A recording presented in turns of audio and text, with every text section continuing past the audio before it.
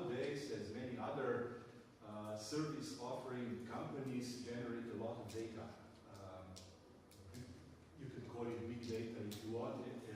Of course, it's big in terms of the well-known three V's in volume, velocity, and variety. And I'm mainly talking about this ski lift entrance system. So where for each skier skiing on the ski resort, the data, a lot of data is recorded, when the skier started skiing, which gates he used, and so much. So quite a lot of data. We tried to use this data collected to predict the risk of ski injuries, which is an event which is quite difficult to predict in this sense that the ski injuries are very rare to skiers, fortunately. So when we go skiing, we don't expect to get injured.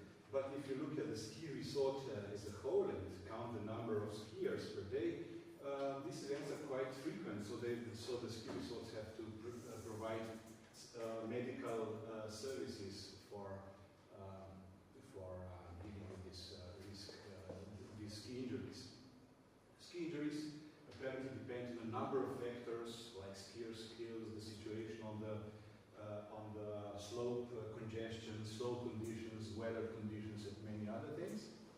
And of course, this result, or the prediction, is important for ski resorts to better allocate, for example, medical services, to expect things in advance. The experimental site which we chose, thanks to Boris Delibacic, he provided or he got data from, is Mount Kupaoni, the largest Serbian ski resort. Looks like that. I took this picture from their website.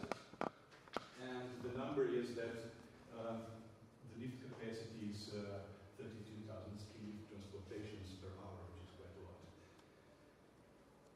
So the data that we got from this ski resort is from 6 years, from 2005 to 2010. And the attributes which were used in this study were formulated in interviews or talking with ski safety experts at the ski resort. So these are the attributes that were taken, that were used to discuss the study. One is, of course, the situation on the ski slope, number of skiers, number of passes, utilization of the lift capacity. Then there are some quantities measured how the skiers perform on the ski slope, like what is the average minimum passage time, maximum passage time, and so on. And we also added meteorological data, like temperature, wind speed, cloudiness, and of course this was the class which we tried to predict the number of injuries, or more precisely, we divided this class into two subclasses or binary classes which we actually predicted. One we are calling R injuries. It's a binary class which says yes if there was at least one injury on some day. And another, which is also important, is whether the number of injuries was, let's say, above or high, if it was above the average. So these were the two binary target classes which we tried to predict. The approach, on one hand side, we approached the study from a very traditional data mining aim. So our main aim was, first of all, to understand what's going on in the data, what are the patterns, also the influence of individual attributes and so on, some basic statistics and everything. And then we wanted to develop models that will predict these two classes, R injuries and N injuries, and we used ordinary criteria, classification accuracy, and also we wanted to make a comprehensible model so that we can show those models rules or decision trees generated to the ski safety managers and asking them, what do you think about those rules? So this was the main, or the data mining part. I also took the opportunity, because my background is in decision modeling. I'm using a lot of multi-criteria models which are not created from data, but are created in collaboration with experts, talking with experts, in kind of expert modeling way. I also wanted to take this opportunity to see, can we compare these data-generated models with models obtained by expert modeling, directly from experts, and by combining the two, and to see what can we get out of that. So the second part of the study was the expert modeling stage. The tools which I used were Orange. It's not probably so well-known data mining suite. It's comparable, let's say, in functionality to more common tools like Weka, RapidMiner, and so. But the good point is that this one is produced by my colleagues in Slovenia. So if everything goes wrong, anything goes wrong, I can ask them. And for expert modeling, I used the qualitative multi-criteria decision analysis method called DEX. The method that also we produce, or we are the authors at the DEX Institute and use it a lot in decision support projects. And I will just sketch a few results. This is the first stage, the 1A stage, interaction analysis. This one is quite rarely seen in papers in the works of data mining, but I think it's important to understand what are the synergies of attributes used in the database. So for this purpose, I used something that is called interaction analysis or interaction measure or interaction gain, which actually combines the Shannon entropy of attributes, trying to establish whether several attributes interact in a negative way, so they are redundant, or if the attributes interact in a positive way, so they have some synergies. And with this, I wanted to confirm some expectations that some attributes, like utilization of the ski slope, work together, so they are somehow connected. And actually, this analysis showed that. For example, the attributes regarding the utilization group together, and another is that the attributes related to how skiers perform on the slope also group together. So this was a kind of a good evidence that we can combine these attributes together later on with expert modeling. The main part of data mining was to produce several models. I'm showing just one decision tree which was generated. A number of decision trees were generated. We used the methods, quite traditional classification trees, CN2, it's a root reduction algorithm, and then we also wanted to see whether some other methods which produce models that are not that comprehensive to the decision maker, but sometimes they perform better. So we wanted to see whether this is also the case in this with this data. So, for example, this decision trees is maybe an interesting thing just to see. For example, here we took a look at the number of passes, and the number of passes is low. Then there's very low chance of injuries. If the number of passes is high, yes, many injuries can occur. But if something is the number of passes is somewhere in between, then the situation becomes quite more complicated. Just to give you an overview of how it looks like. These are the net results of the overall results of data mining or developing models. What was shown here, so here are the various methods that we used. Here is the classification accuracy of those methods, depending on some configurations of attributes. So we use different configurations of attributes, binarized to 3 values, to 5 values, numeric attributes, all attributes, and so on. So the outcome of this analysis is that this is not really very important which set of attributes is used, as long as it is complete. That the methods perform quite similarly. Those numerical, let's say, less transparent methods work a little bit better here than those with rules, but not much better. But the really bad result is that they don't perform well, because if we just use the majority class, which is yes, on each day there will be an injury, we will also perform quite well. So those all machine learning method does not overcome the majority voting, which shows us that it is very hard to predict whether there will be an injury on some day, or it actually doesn't make sense of predicting that. However, predicting that on some day there will be a large number of injuries, it's much better, because the majority class is here, all the methods perform much better. This analysis also shows some limits. So using those attributes, we don't expect that we will do much better than, let's say, 80%. But it's still quite an achievement. I think it's still quite, it can be quite useful for the ski resort. The second part of the analysis was to concerned, let's see how can we solve the same problem by expert modeling, so without considering data. Just asking the safety manager of the ski resort how he feels about the criteria that govern ski injuries and how can they influence. So this was the model that was built together with the ski safety expert.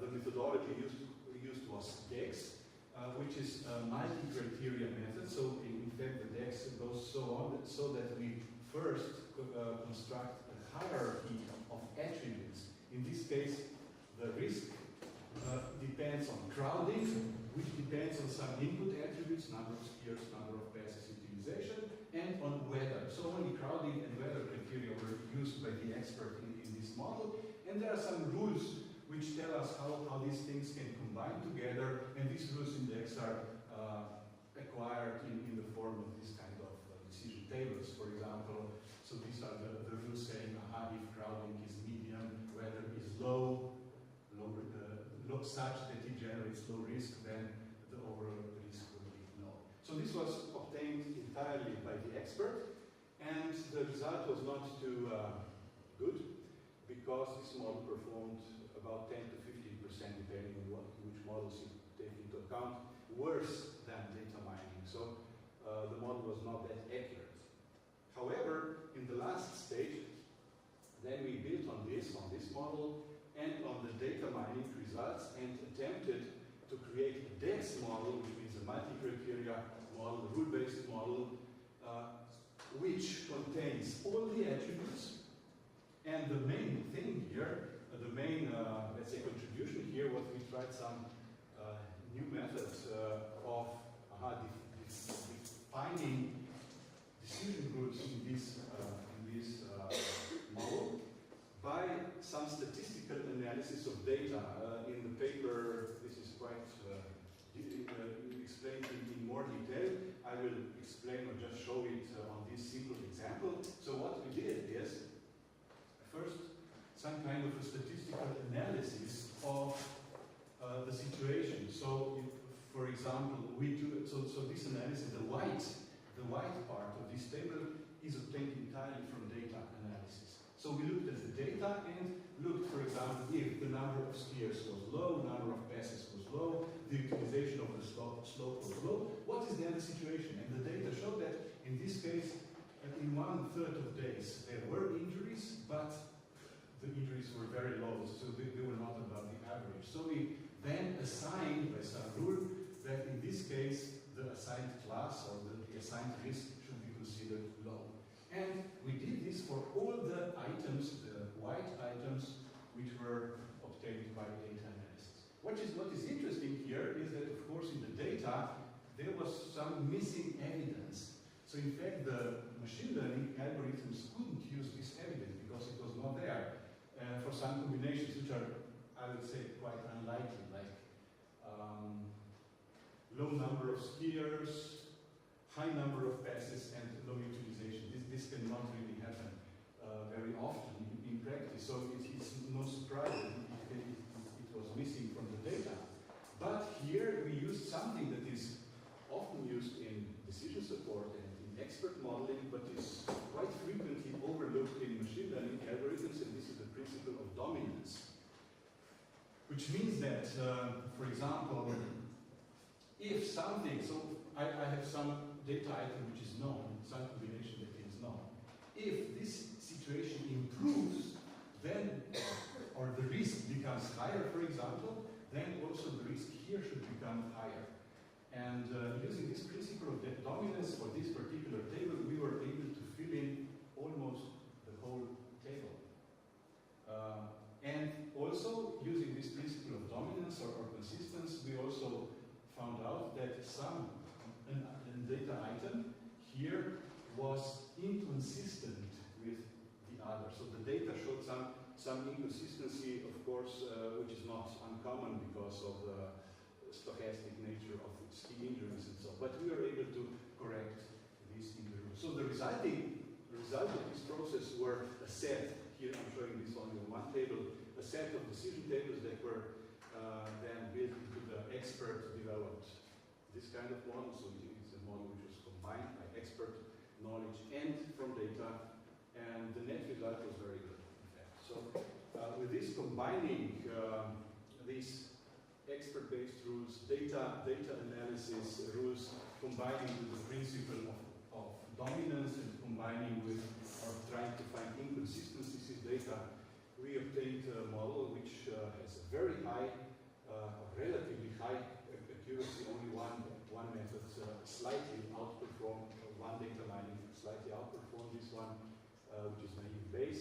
But as a result, this model is much more transparent, much more open, and what is maybe something, it doesn't result only in the overall risk, but it also give other information. So the manager, when this model is running, gets the information not only of the overall risk, but also about risks related to crowding, to weather, to the skiing situation, and so on. So here I think that the decision maker obtains much better and much more open information. And this is what we considered after this exercise, that this is a very good basis for further implementation in the system, which has not happened yet.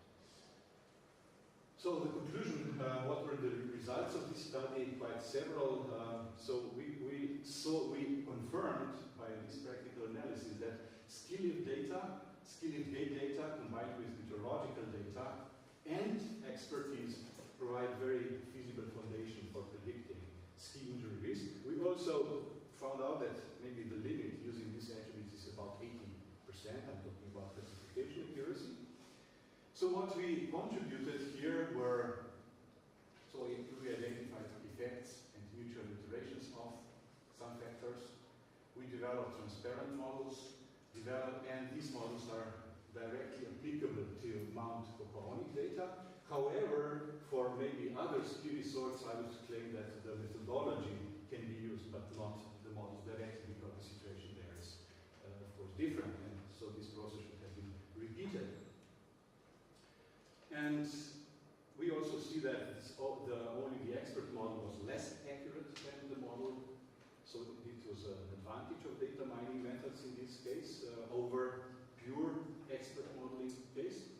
But we also show that when we refine expert models with data-driven analysis, can produce models that are at least as good, or in some categories, even better in terms of, for example, transparency, consistency, and completeness.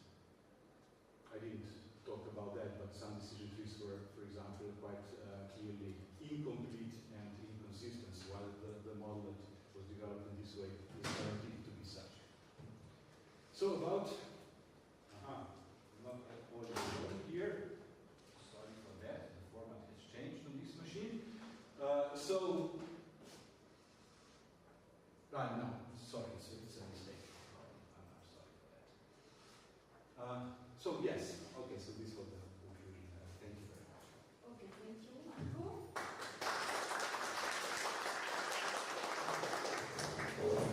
We have time for questions. Any questions or comments? So I have a comment on your study. I think it's a very interesting approach in combining two kind of technologies. And so I encourage you to apply this this DEX approach to. I think it would be interesting to develop them on mobile applications. And perhaps you can apply for a European project for funding all this kind of development. So, Thank you. yes. Yeah. Can you comment on the climate change and how the weather variables affect things? So I think that the data sample it does not really show. We did not analyze this data for climate change, that's one thing. The data that we used was only from 5 years, so I don't think we can.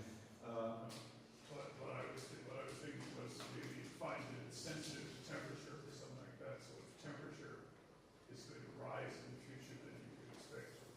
Yes, I would do this, but not on data, I would use much longer time series for doing that, and I think people are doing that in trying to predict climate change. And I think the results overall are quite clear, even though some people don't admit that. But yes, for this kind of analysis can be done, but the type of data should be, of course, much different than here, because 5 years is definitely not enough. No, I wasn't suggesting you look for evidence of climate change. I was suggesting you might find some variables that are expected to, some variables are important, variables that are expected to change. But maybe then I didn't understand. So do you mean, which kind of variables? Input well, variables you one wanted to of the measure? variables was temperature. But this is an input variable. Yes. That's something that we measure. Right. And in typical data mining situations, you typically get some measurements, and then on the basis of this measurement, you try to predict something. You can also try to predict back, make a look back, and try to predict input variables like temperature for the next time period. But we didn't. I mean, it can be done. Of course, it can be done. I'm not sure how accurate can be that, and how much kind of data should you. And the method would be definitely different. Thank you. Thank you again, Marco. Thank you. So, thank you.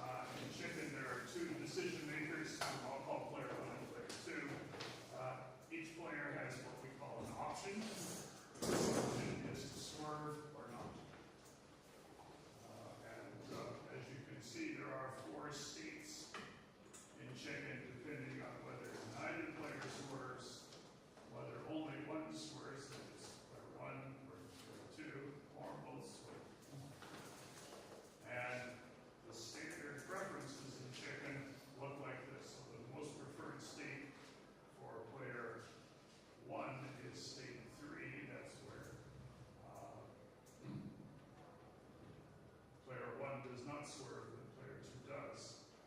And so on the least preferred state for both players is 1. That's where neither of them swerve, so they crash. And you can see the good state, the cooperative state 4, is one where both swerve. Now, if we enter this into GMCR Plus,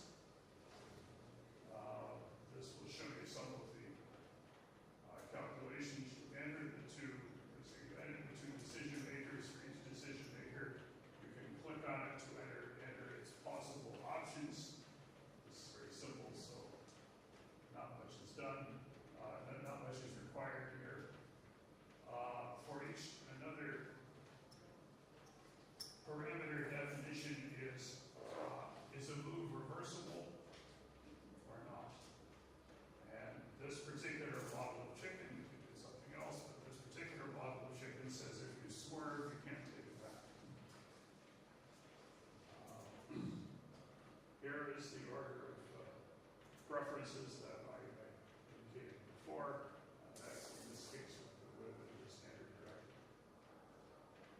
Now, when you can analyze this model using GMCR Plus,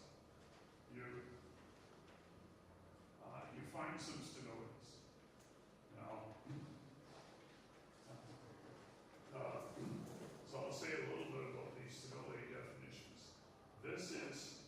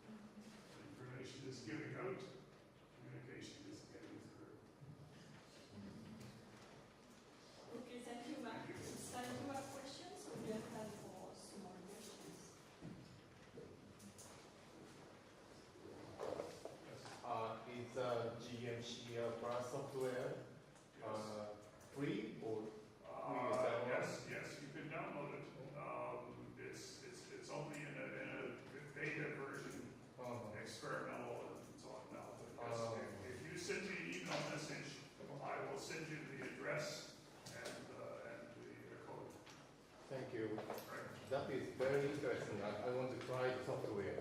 Okay. Thank you. Yours if you want. Okay. Anyone else? Send me, if you'd like it, send me an email message. I'll send you the details. Actually, it's interesting. I mean, I have two studies about contact management and how it's. But just we need to. I need to suggest, not to suggest, ask you. Do you have place for the third party for the communication process between two contacting parties? It's not I say by the software, but do you have place for the third party?